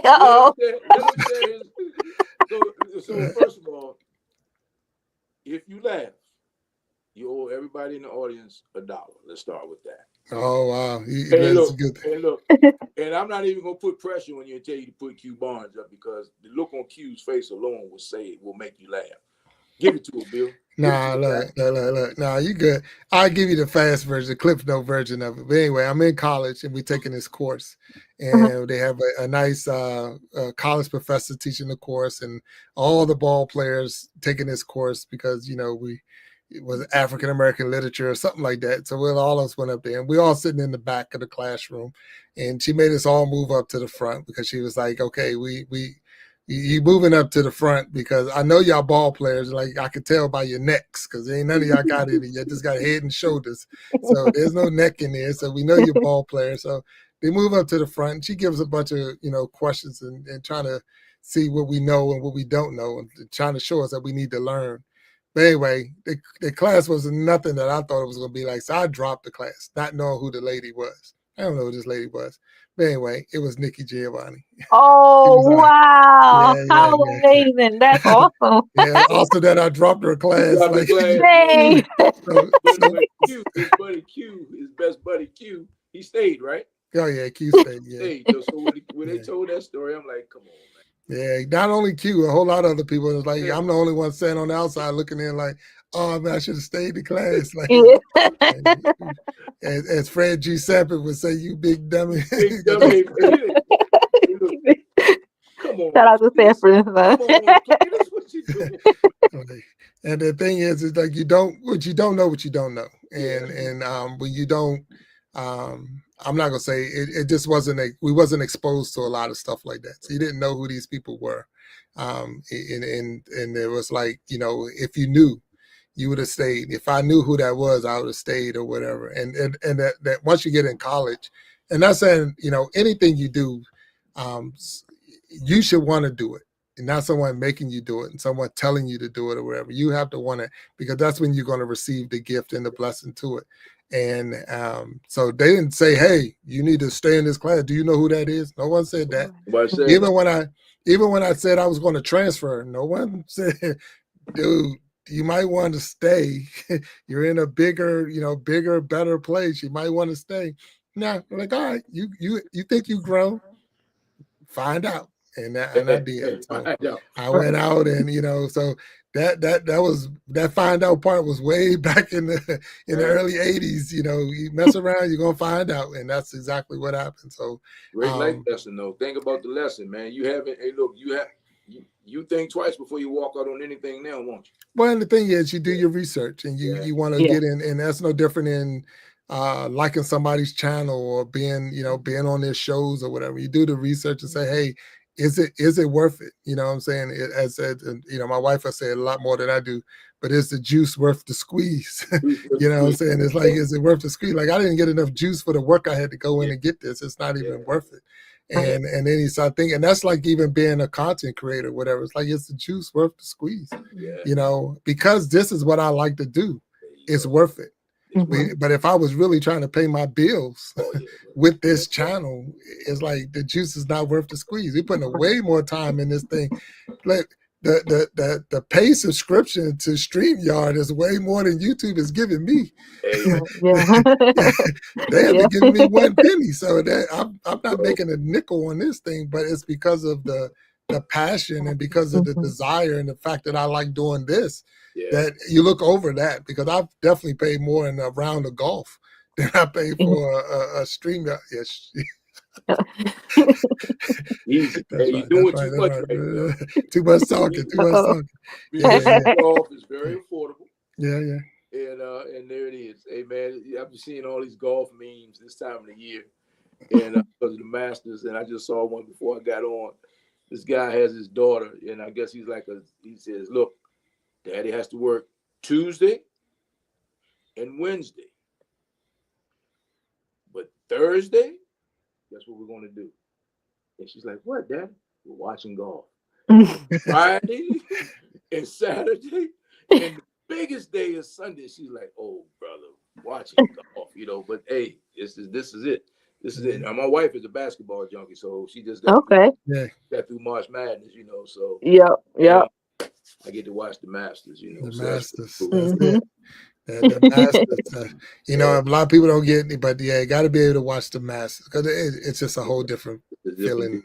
It's a whole different world. And like I say, having the opportunity to actually be out there on that course and walk around and to be there was amazing, for that one time. But it's pretty cool. It really was. I was white, man. Hey, look, you got the wife of the year on that one, buddy. Oh yeah, 100%, 100%. Yeah, man. She said, "You don't." When it was funny when she told me about the ticket, she was like, "You don't sound excited." I'm like, "Well, I'm still sitting here shocked at the fact that you said you got Sunday tickets to the Masters." When you told me, man. Yeah. When you told me, like Sunday tickets to the Masters. Like 2 years before, right? Yeah. No, it was a year before. It was a year before. Okay. Mm-hmm. I just remember like the last one, and then like, man, it's a whole year. But man, that was to have the ticket, and you got to wait for it to get there, and then like we're going down, and we're going to do this. We're going to. It was a blast. So I'm super excited about it. So, Boogie, I don't think you're a golfer. You don't like golf, huh?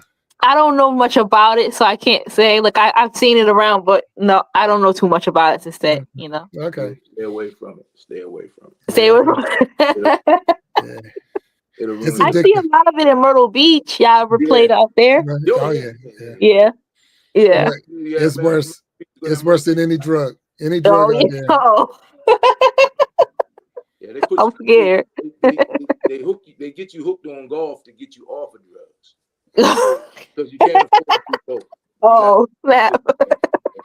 Yeah. It's like, I tell you what, I just remember, like the dumbest sport in the world. And then it's like, man, trying to figure it out. And now what you got to understand is in today's time, with the television and the high def and the 4K and all that good stuff, it's like, wow, it's just like a different game, So yeah, it's pretty cool. And even without Tiger, you still got some great golfers out there, a lot of talent, and it's a wonderful game. But So you said you gave me Nikki, you gave me Maya, you gave me. So at what point did you say, you know what, like, when did you share your poetry with the world? Like, I mean, I know you were writing poems. You probably had a journal as a young lady. Right. So when did you share your poetry? What's his name? Just tell me his name. What's his name? No, no. No, I actually shared it probably about maybe about 8 years ago Oh wow. at Okay. open mic. Cause my friend, the Hopeful Hustle, who he has a YouTube channel also. He Good does man. poetry, and he told me about this event, and he was doing it. He was in the actual poetry slam at the time, Okay. and I had already like been writing poetry, and I had did some music songwriting by that point. So I was like, hey, I'm gonna read it out. So I read it out at that event where he was performing. People received it well. Yeah, it was a really nice community. Yeah. Great people. Yeah, like you felt. With all the I snap. don't think I could have been at a better place to start reading poetry. Yeah, Oh, yeah. that's good. Now that is cool. Cool. So now, Boogie, you're gonna have to introduce the poetry world to the We Be Jamming Live, letting them know that they have a stage now. So you gotta let them Yeah, know, because we need more and more people to come on. I will. So definitely share with your poetry community that Yeah. there's a place that they can come, and it's a safe place. We're not, like, I can't sing, I don't do poetry, and I just like putting it all together. Now I was like putting the people on the stage and enjoying myself. So you're definitely in a safe spot, or they're in a safe spot. So that's all I would. Anyway, if you're out there, you're a singer or a comedian or poetry, the only thing we ask you to do is keep it clean. Keep it clean. Because Yep. my mama in the chat. Yeah. So I don't want to have to explain to her that my bad friends and their nasty mouths and all that other stuff. So, but no, for real, that's the only thing, because we try to keep it clean, a safe space for everybody, so we can enjoy ourselves and have some fun. So Q put in there a couple of people, so that's inspiring him. So he said James Baldwin and Langston Hughes. Langston Hughes, yeah. Yep. So, yep. Yeah. Also great too. But you know who one of my favorite poets was Gil Scott Heron. Yeah. And my buddies, they just did a show in honor of him last Saturday. I missed it. But when I listened to his music from the 70s, The Revolution Will Not Be Televised, H2O Gate Blues. And as a young kid, because you got to figure, I'm born in 63, so his stuff came out like 74, 5, so I'm 10, 11 years old. And when I'm listening to it, especially during the Watergate time, the Watergate era, H2O Gate Blues, if you ever get a chance, listen to that. I mean, it's just like a history lesson. And it's kind of like today's Hamilton. Like I've loved Hamilton. That was I listened to the soundtrack a year before I went to see the play. Right. And I got to see it at the Kennedy Center. And like if I were a kid listening to Hamilton, I probably would have been much more interested in American history, because the way they break that down, and it just grabs you. So poetry, the rhythm has a way of grabbing you, and it's just a beautiful thing. So I love poetry, and it's the stuff that I don't understand or I don't grasp at first, I really like, okay, I gotta listen to this again. I gotta, and then you get double entendres, and then you get, all the other stuff that, and it's like, wow, man, that's deep. That's really deep. Yeah. I mean, that's pretty deep. So it's cool because it's still poetry, still makes you think. Yeah, it does. It does. Work. You have to turn your brain on to understand poetry, and that's what I love about it. And it is. That's good. Because Walt, you mentioned Hamilton, and I seen it in New York. We was in New York when he seen it, and then two of my sons saw it in London. So they actually went over and saw it in London. But it wasn't until that play that I actually saw the play, that I realized that Hamilton wasn't the president. Oh wow! Okay, so let me ask a couple things. Was Lin-Manuel in either one of those productions? The one in New York, yes. He was in New York. Okay. Yeah, he was in New York. And that's weird, man. I mean, it's weird, but no. The thing is, look, let me tell you. Except for Ben Franklin, I'm just look. I already told you the 7th grade story. So no, but no, yeah. But because I was always associating a president with the money. Money, right. And because he did make the money, it was like, well, except for Ben Franklin. I knew Ben Franklin wasn't, but for the rest of them, they were presidents. And then when I'm sitting there looking at the play and I'm like, yeah, man. And they singing a song, never gonna be president. I'm like, never gonna be president now. Yeah. I'm sitting there like, whoa, wait a minute. And I'm sitting there, look, I got like, I'm all listening to that. I'm like, well, that's a big lie. He getting ready to be president. Yeah. Like, and then they're like, wait a minute, he dead. Wait a minute, he didn't get to be president. So it was a heck of a play. Oh yeah, it was definitely a great soundtrack now. And like I said, I listened to that thing a good year before it even came to DC. And paid a pretty penny for those tickets. And hey man, you know, and I took my wife for her birthday. Thank God she wanted to see the play too, right? Because everybody, man, you taking your wife to see Hamilton on her birthday, and you want to see the play? I said, nah, man, you know, I'm taking it. You know, I was just like, but it's funny because we always say, you know, you never buy a woman a household product, right, for a birthday, right? So I said, man, you know, look, at least I didn't buy a vacuum cleaner or a dishwasher.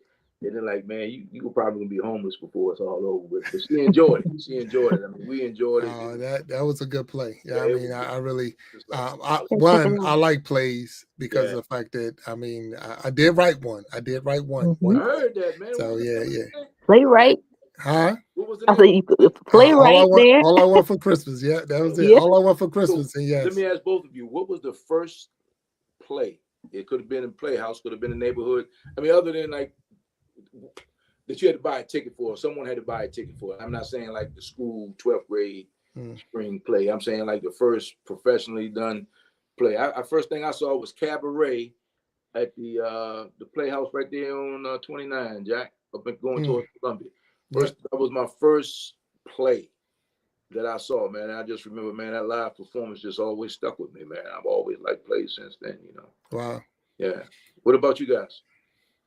I think the first play, I know I've seen a couple plays, but I can't remember one of the plays' names. But I know I seen a Medea play in person. Okay. I think it was the Medea's Big Happy Family. I believe it was that one. I believe that was the play. But I've seen something else too. I've seen because like. But I can't remember the name, but yeah, I remember that one specifically because we were enjoying Medea a lot at that point. Okay. What about you, Jack? You know what? I can't really tell you what was the first one. I know my mom used to tell me stories that she was in a play, and that probably was more inspiring than anything to say, hey, you know, to write something that people would sit there and watch. I think she was in Wizard of Oz when she was younger, and so that was one of the things that I was like, you know, turned on watching people act it out and things like that. So that was something that it was always inspiring, but it wasn't until college. So when we got to college, none of us had cable. So now you got to entertain yourself in other ways. So we were able to entertain ourselves in different ways. And that was one of the ways to entertain ourselves was to actually put the play together. Matter of fact, and Pearl. So she said Wizard of Oz and Pearl. Is it Pearl? Yeah. Or Parlay. Yeah. Is it? I can't see it now. Yeah, Pearly. Okay, Pearly. I see it. Yeah. So, but and that was more the inspiration to it. So, and I've seen a lot of now Broadway plays and things. So I like going out there and watching. But I'd seen The Lion King when it was in DC. So Kennedy Center was The Lion King, and so Hamilton and Frozen, and I mean we can go up and down the list of all the different ones because I just like the live shows. I really I prefer to sit and watch a live show over a movie or something like that 1,000 times. But it's just because you're just watching watching the same people go and change costumes and do all the behind the scenes and make this thing roll and keep moving. And, you know, and it's like in this record time, they didn't change 3 or 4 times and this and that. And I'm like, that's straight amazing, you know, to see them do it. And a lot of people, and I like to sit in the balcony, but I sit in the balcony to the side so I can see behind the curtain. So that's the seat that I like. I can see the behind the scenes of what's going on. Scrambling, But that's more. Scrambling before they hit their mark. Oh yeah, before that curtain go up. And then the thing is, it's almost like having this show. The curtain, the show must go on. Mm-hmm. So and you got to be ready for whatever's next. So live is just live. There's no editing, there's no cut, and we're gonna redo it. It's like if you trip, you trip. If you slip, you slip. If you say something, we gotta go. We gotta keep going with the show. So Boogie gotta go get her book. We gotta keep on going. Speaking of Moses was really good. Speaking of live performances with a name like Boogie, and I'm 61, I'm guessing it probably started like this. Boogie, come here, baby, and show us this latest dance. You would think that. That wasn't it? No. Oh, man, okay, I had it wrong. I give a Boogie on sometimes, but no, it didn't go. The grown folks down in the basement, all the kids upstairs, and it's like, hey, they call you down there to show them the dance, man, and it's like, Well, I mean, me and my cousin, like we were friends with this girl in the neighborhood, so we thought we were like little stars. At one point, we were dancing to some Destiny Child music back then. So we had, it was like we had our own little tour then, and I used to have my own little solo part. But that was probably the most dancing I did. And, I'll dance a little bit at home. But the boogie really came from just a nickname, because my name's Shayla, so they would say Shay Boogie, and I just liked it. So I just kept the boogie part and been rocking with it ever since. Nothing wrong with that.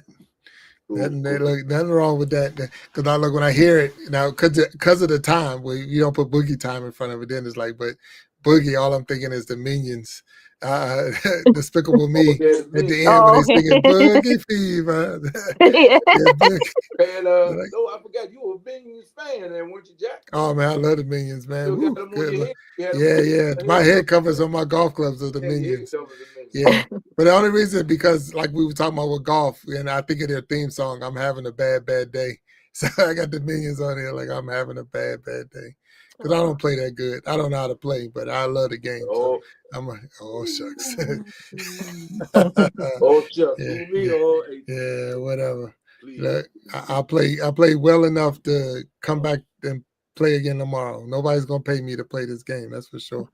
So because it's getting big, it's getting high. It's getting thick in here, right? It's getting thick in here. It says, amazing watching actors in theater is very true. If you mess up and decide, you learn to move on. And that's the whole thing. That's right. And that's what we do here. I mean, when we're live on these shows, right. You just got to keep on moving. You don't get that, cut and try it again. So, yeah, thank you, Cindy. That was definitely a reporter. Nick is named Boogie, like L Boogie. Yeah, and that. So Boogie is a popular name. So now you do a night show as well, don't you, Boogie? Sometimes. Boogie Nights, yeah. Boogie Nights. Yeah, she got a show called Boogie Nights. Yeah. I need to start. Yeah, thank you for that lovely logo. So I'm trying to do more live streams. So lately I've been just kind of letting a stream replay. But all that's relative to my channel though. Like I had poetry replay and restream during the Boogie Nights segment. I had music play that I wrote. So it's just a variety of the things I like to do that's right now on Boogie Nights. And last night I was talking for a little bit before I had like one of my things loop throughout the night. So I'm still trying to play with the Boogie Nights thing, but I'm having fun with it. Cool. Definitely gonna stick around with it. So did I miss this? And if I'm asking the question, if I'm out of line for asking this, because I don't know, I'm not a content creator. Are you monetized yet, or how does that? No, I'm not monetized yet. I just really, I've started YouTube in the past before, but never like consistent. So this is the most consistent I've been with it since probably around June last year. Okay. So it's all these requirements. You gotta get watch time hours, and I'm almost to 1,000 subs. Although I have enough subscribers for part of the monetization process, the first level, but I have to get the watch time hours. So let me say this as an observer of just on Big Jack's channel, and talking to some of his guests and listening to some of his guests,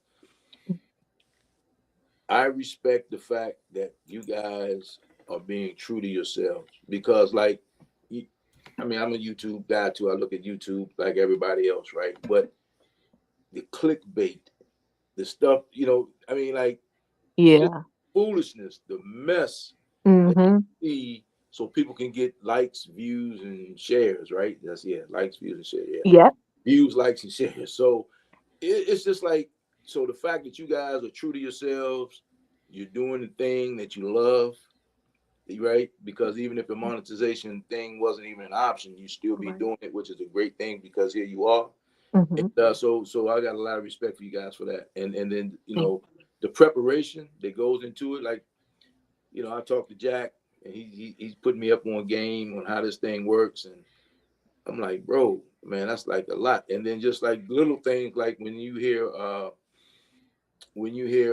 people talking about how, you know, someone shared some information and turned them on to this streaming app and that streaming app, and this app does this and that's, you know, so you guys have a great community.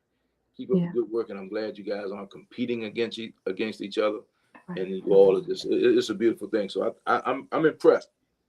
As an outsider, I'm really impressed, because I get to sit back and I'm like, wow, you know, that's pretty cool, because that's the way, in my mind, again, in my mind, that's the way the world is supposed to be. It seems like the world is a better place when everybody just kind of, you know, gets together, works for the greater cause, you know, and the selfishness is out the way. So that's pretty cool. So congratulations. Yeah. Thank you.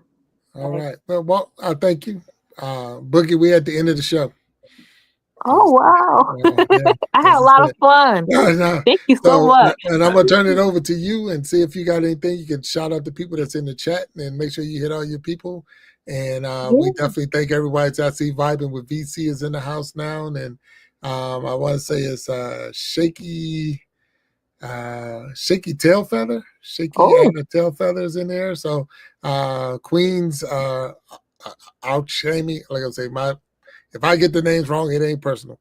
So, but and for real. So, Boogie, go ahead. You got the last 2 minutes. Shout out what you need to shout out and say what you need to say, and then we're gonna close out the show. Walter, always, I thank you for being on here with me and hanging with me. Thank you for the invitation. And one day we're gonna get you a name, man. We're gonna get you a name for sure. Oh yeah. So hey, look, you know, I've been informed that Walt is not a YouTube name. So, you know, hey, you guys come up with something. I've been called a lot of things, but remember, it's a family show. And it'll be interesting to see, you know, because like one thing about a nickname, you don't get to choose your own nickname. People put that on you. So it'll be interesting to see. So 100%. You know, I'm gonna help with this. So I got that as a ticker going across the bottom. Find the name for Walt. So there you go. Yeah. Picking it during we be jamming. That's yep. It. Look, I see it. So Boogie, go ahead. I'm gonna let you close out the show. Okay, just thank you everybody for being here and tuning in. Thank you, sis, also Ravishing Fishy, Jimena, Karen P, Rodney, and Melissa. So many of you. Miss Do It Yourself, 5G, Gen X, Anthony My Time, Cassie's Kitchen Creations, Lashana, Mama Bowman, your favorite Jersey girl, Els Endeavor, Shake Your Tail Feather, everybody that dropped by, and also B for holding it down, posting the links, and everybody that was here. Thank you so much for tuning in and supporting me. I'm loving getting to know everybody. I'm having time of my life.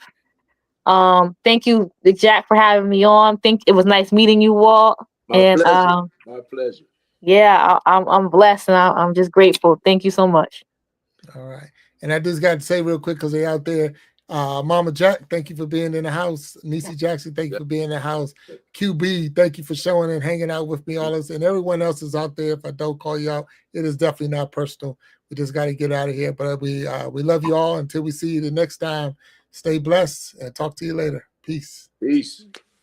Thank y'all.